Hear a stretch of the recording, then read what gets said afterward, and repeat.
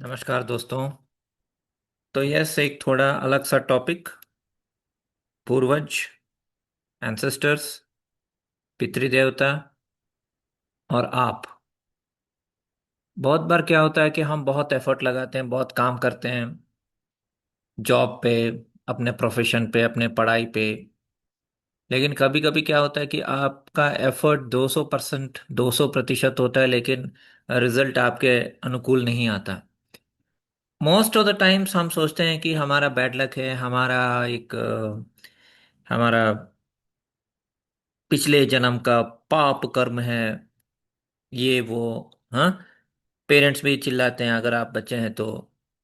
और जब आप काम कर रहे हैं तो बाकी लोग भी आपको यही बोलते हैं कि आपने ठीक से मेहनत नहीं की होगी, आपने ठीक से चमचागिरी नहीं की होगी, बाकी लोग चमचागिरी कर रहे हैं, आप क्यों नहीं सीख लेते। अगर चापलूसी टाइप का एनवायरनमेंट है तो। या कोई और बोलता है कि तुम उतने बहादुर नहीं हो, बहादुर होते तो शायद तुम जीत जाते। और इसी का फायदा उठाते हैं मोटिवेशनल गुरुस। मोटिवेशनल गुरु बोलते हैं कि आपको और मेहनत करनी चाहिए, और अच्छे से काम करना चाहिए, वर्कशॉप्स कर देते हैं आपको, आपसे बहुत सारा काम करवाते हैं। और फिर लाइफ में जाके आप उसको अप्लाई करते हैं, लेकिन आपको फिर से वही रिजल्ट मिलता है कि जहां आप जितना भी। मैं सिर्फ उनकी बात कर रहा हूं जो बहुत मेहनत करते हैं। मैं उनकी बात नहीं कर रहा हूँ जो आलसी हैं, बैठे हुए हैं, कुछ नहीं कर रहे हैं। उनकी बात नहीं कर रहा हूँ। ओके। आलसी लोग तो वैसे भी आलसी लोग हैं। मैं सिर्फ उनकी बात कर रहा हूँ जो अपने काबिलियत से ज्यादा एफर्ट डालते हैं, फिर भी रिजल्ट उनको नहीं मिलता है। तो ये एक जनरेशनल पैटर्न है, एक पूर्वजों का पैटर्न है जो आपको पता नहीं है।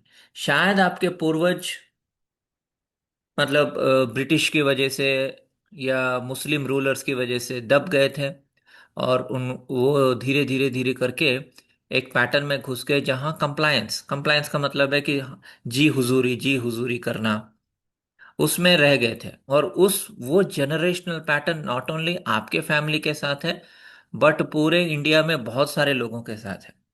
जी हुजूरी, यस बॉस। हम जैसे आपको पता है कि जैसे हम सब सर सर बोलते हैं सबको, सबको सर बोलते हैं। मैं ये नहीं बोल रहा हूँ सडनली आप उसका नाम से पुकारे, लेकिन ये सर सर कल्चर जो है ये हमें ब्रिटिश या इंग्लिश वालों की वजह से, अंग्रेजों की वजह से विरासत में मिली है। और ये विरासत आपके सबकॉन्शियस माइंड को इतना जकड़ लिया है कि आप उससे ऊपर उठ नहीं पा रहे हो। ओके, ये मैंने बुक लिखा है, इसमें भी मैंने वही लिखा है कि क्या आप अपनी जीवन जी रहे हो या अपने पूर्वजों की अधूरी कहानी ढो रहे हो। ओके। तो यही मैं टाइटल डाल दूंगा वीडियो का। ठीक है। तो इसके कुछ इंपॉर्टेंट, आप केवल आप ही नहीं हो। हम क्या विरासत में लेते हैं, और सिर्फ पैसा या संपत्ति नहीं, ये चैप्टर में थोड़ा पढ़ के सुनाऊंगा। जब हम विरासत की बात करते हैं तो सबसे पहले हमारे मन में जमीन, घर, पैसा, गहने या सामाजिक हैसियत का विचार आता है। ये सब दिखाई देने वाली चीजें हैं, इसलिए इन्हें विरासत मानना आसान होता है। लेकिन जो चीजें सच में जीवन को आकार देती हैं वो अक्सर दिखाई नहीं देती। सबसे गहरी विरासत होती है सोचने का तरीका, डरने का तरीका, चुप रहने का तरीका और निर्णय लेने का तरीका। व्यवहार शब्दों से तेज चलता है। बच्चे ज्यादातर बातों को उपदेश से नहीं सीखते, वो सीखते हैं देखकर।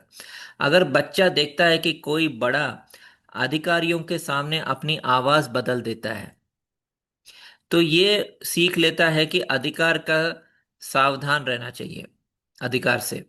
अगर वो देखता है कि कोई प्रतिभाशाली व्यक्ति अंतिम समय पर पीछे हट जाता है, तो वो ये सीखता है कि काबिल होना और आगे बढ़ना एक जैसे बातें नहीं है। ये सब बिना किसी शिक्षा का होता है। डर हमेशा भावनात्मक नहीं होता। तो ये आप इसमें भी देख सकते हैं, इंडियन कल्चर आप देख सकते हैं। जैसे कि हम माफ कर दिए, ब्रिटिश वालों ने 200 साल अत्याचार किया, माफ कर दिया। मुस्लिम रूलर्स ने 600 साल अत्याचार किया, हमने माफ कर दिया या आधा माफ किया। अभी धुरंधर जैसे मूवी से दिखा रहे हैं, लेकिन एक्चुअली वी आर लाइक मतलब एक टाइप का आदत हो गया है, टॉलरेंट। इंटॉलरेंस का मतलब ये नहीं कि आप जाके उसको पकड़ के पीटो, that is also not the solution. The only solution is निडर बनो, बस। किसी को मारने पीटने से आप कुछ नहीं मतलब पाओगे। इट इज जस्ट दैट आपको जो विरासत में मिली है डर, उस डर के ऊपर उठना है, निडर बनना है। एक पैटर्न जो बन गया हमारे सबकॉन्शियस माइंड में, जी हुजूरी सर जी, वो सब जाना है। अभी देखिए हमारे इंपॉर्टेंट पीपल, फिर से मैं नाम नहीं लूंगा, वो विदेश जाते हैं क्या करते हैं, पैरों पे गिर जाते हैं, अंग्रेजी नहीं आती। या एक्चुअली अंग्रेजी आने की भी जरूरत नहीं, it is not the problem of अंग्रेजी फ्रैंकली। आप जब विदेश जाते हो आपके साथ एक ट्रांसलेटर रहेगा, वो आपके थॉट्स को अच्छे से वो ट्रांसलेट करके दे देगा, अगर आपको अंग्रेजी में दिक्कत है तो। अक्सर लोग सोचते हैं कि डर जोरदार भावना की तरह आएगा, घबराहट, बेचैनी या चिंता के रूप में। लेकिन विरासत में मिला डर अक्सर बहुत शांत होता है। वो कहता है थोड़ा संभल कर चलो, जो मिल रहा है वही बहुत है, जो मिला है उसी से खुश खुश रहो। हाँ, ज्यादा चाहना ठीक नहीं है, आप इतना क्यों ग्रीडी बन रहे हो। हाँ, अभी अंबानी कर सकता है हैं? अंबानी को 4,000 करोड़, 40,000 करोड़, 4 लाख करोड़ चाहिए। तो कुछ लोग उसकी आलोचना करेंगे, बोलेंगे कि अरे यार वो तो बहुत ही लालची आदमी है। लेकिन अगर आपको एक छोटा सा टीवी भी खरीदना हो, अभी है ना हमारे पास और एक टीवी, और एक टीवी की क्या जरूरत है। किसी झंझट में मत पड़ो, ये डर नहीं लगता, ये समझदारी लगता है। और इसी वजह से ये पीढ़ियां तक चलता रहता है। पूरा इंडियन सोसाइटी में ऑलमोस्ट 50% यही माइंडसेट से चलते हैं। चुप्पी भी एक विरासत है। कई परिवारों में कुछ बातें खुलकर नहीं की जाती, निराशाएं दबा दी जाती हैं, अधूरे सपने मजाक में बदल जाता है, दुख को समय के साथ ठीक हो जाएगा कहकर टाल दिया जाता है, धीरे धीरे चुप रहना आदत बन जाता है। तो ये सब मैंने अपने बुक में लिखा। अगर आपको बुक चाहिए, मैं सिर्फ 30-40 रुपए में भी दे सकता हूँ। एक्चुअली 50 रुपए है, आपकी मर्जी। कुछ लोगों ने लिया है ऑलरेडी, ये बुक आप पढ़ सकते हैं। तो आप मुझे PARTVINU partVinu@gmail.com, तो मैं डिस्क्रिप्शन और कमेंट में भी डाल दूंगा अगर बुक चाहिए तो। ओके, कोई जोर जबरदस्ती नहीं है, मैं कोई बुक नहीं बेच रहा हूँ, मैं बस एक सोच को आपको बता रहा हूँ, इसलिए मैं शुल्क भी 30-40 रुपीज ही रखा हूँ। ओके, अगर आप उससे भी डिस्काउंट चाहते हैं तो मैं मतलब देखूंगा। ठीक है, तो इसमें 8 चैप्टर्स हैं और फिर एंड में एक प्रोलॉग टाइप, एपिलॉग टाइप का है। तो आपको ये समझ में आएगा कि बहुत सारे प्रतिभाशाली लोग, स्ट्रांग लोग क्यों फेल हो जाते हैं और क्यों पीछे रह जाते हैं। और जनरेशनल कर्स ऑल्सो, कि पूर्वजों से। So it is, I am not blaming the generations again. पिछले हमारे पूर्वज को मैं ब्लेम नहीं कर रहा हूँ, तो मेरे पूर्वजों को एकदम माफी मांग रहा हूँ अगर आपको ऐसा लगा। पूर्वज को मैं ब्लेम नहीं कर रहा हूँ, लेकिन ये एक पैटर्न था हजारों सालों से कि एक इंडिया का माइंडसेट ऐसा बन गया है। हम क्यों दखलंदाजी दें, वो ईरान ईरान अमेरिका का वॉर है,